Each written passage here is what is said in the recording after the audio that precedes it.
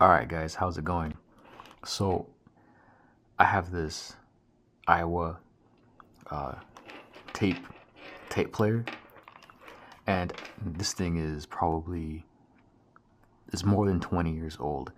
And when I tried playing a cassette tape, it wasn't playing, and the radio works and everything, and I couldn't get it to work until I figured out the problem. The problem was one of the belts inside was all gummed out, meaning it was just, you squeeze it and it was just gummy, so it wasn't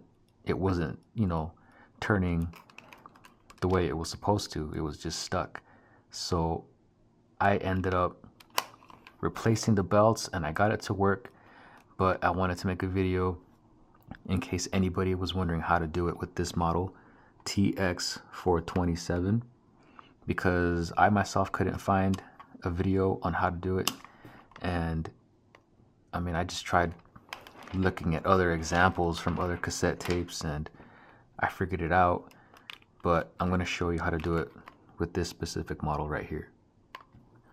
So the first thing you're going to want to do is,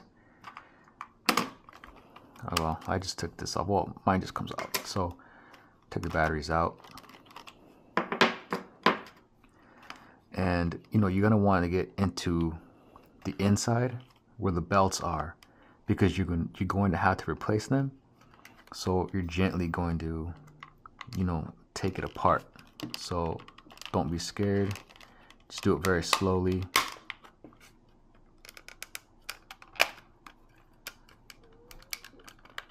This is all you're gonna do, just real slow. Take your time with it. Let's see if I can do it. There we go. All right. So the cover is off. So the next thing you're gonna do is turn it this way, like so.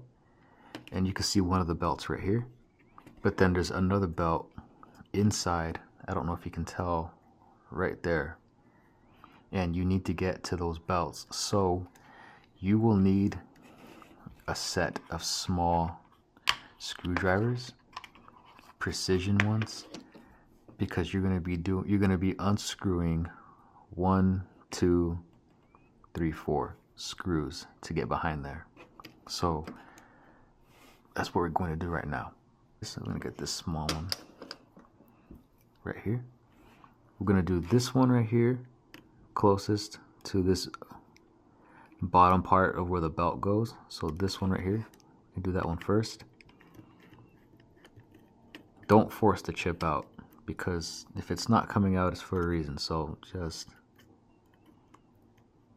analyze it, take the screws out, and remember which screw goes where, because some of them are different sizes. So this screw that goes there, keep it on the left side so you remember. And then you got 1, 2, 3. Okay, so this is the first one.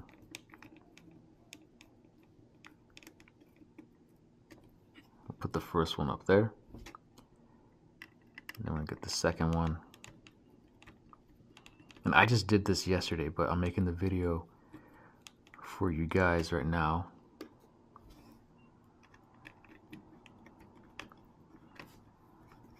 Okay. This is the third one. See what I mean? They're all different sizes. Well, not all of them, but these two are the same size, but this one isn't. This one's a little shorter. So next thing is you just take it apart. Be careful though, because you have wires. You have wires here and you have wires here.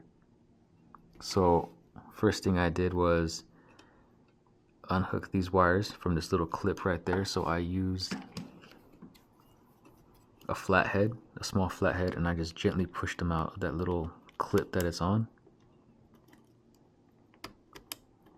Just like that. So now they're both out.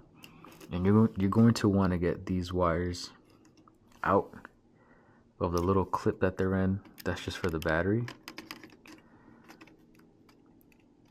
So something like this, right? Just remove this one from the black clip, and then this whole piece comes out together. This whole black piece right there, as you can see. Just like that. So now you're able to get to the back where the other belt is and gently just bring it down. And try not to disconnect these wires, because if you do, then game over. Okay, so this is the belt assembly right here. It's real easy. It's not hard. I mean, if you want to take it apart, you can. Well, I mean, it's real easy to take apart, is what I'm saying. This belt goes on top, right here, right? And then this belt is just, this is all just one belt right here. And it goes behind, right here. So the top area is for this belt right here, and the bottom area is for this whole belt assembly right here. And I ordered my belts off of eBay, and I was able to get them. Came from the United Kingdom, so it took about a few weeks to get here. But this is the belts that I ordered off eBay, and I was able to perfect fit for this model, TX427. If you guys want, just take a quick look at the way the belts are assembled. That way you guys know how to put it back if you guys are going to be doing this. So real simple. I just used, you know, screwdrivers just to put them in place and everything. I mean, new belts are not gonna rip that easily, but still just be careful. So the belt goes right here, it goes under right here, and it just goes around. So that would be the first belt you put on, and then you would put on this belt, because this one's on top of this one right there. And then when you're done, you just put it all back into place. That's it. Just be gentle. Make sure everything goes back to where it was. Don't force it, you know. If it's not going in properly, it's because something's wrong. So just be real careful with it. And the reason why I did this instead of buying a new one was because this one had sentimental value to me. So I really wanted to get this one going, and I was able to. It took me about an hour or so just trying to figure it out. Again, because I couldn't find a video on how to do the belts for this exact model. So that's why I'm making the video for it, in case anyone else wants to do the same. So I'll go ahead and put that back in there. Okay, and then the last one. Just like that. Don't over tighten it, just make sure that it doesn't go anywhere. And then don't forget these wires right here. Make sure they go back inside the clip. Okay, so now you're just going to put it back the way that it was. Make sure it snaps on. Put this one first. And that's it. Just like that. And you could do a little test run. I suggest doing a test run before screwing everything on back into place. Just, you know, somehow manage to hold the batteries in the position they need to go, and make sure the belts are running. Make sure you're pushing the buttons, making sure that they're all working properly. Because when I first did it, I did it wrong, and the belts were just, you know, they were just spinning, you know, and I couldn't stop them. So it's because the way I positioned them. So make sure, I suggest doing a test run before you actually, you know, assemble everything back into place. So I'll show you right now.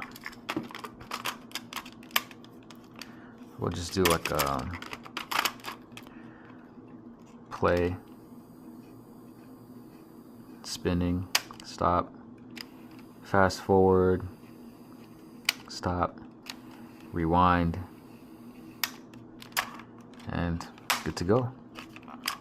That was how I was able to fix this cassette tape player. Hope this video helped you guys. I know I needed something like this, so hope you guys can start listening to music. Thanks for watching.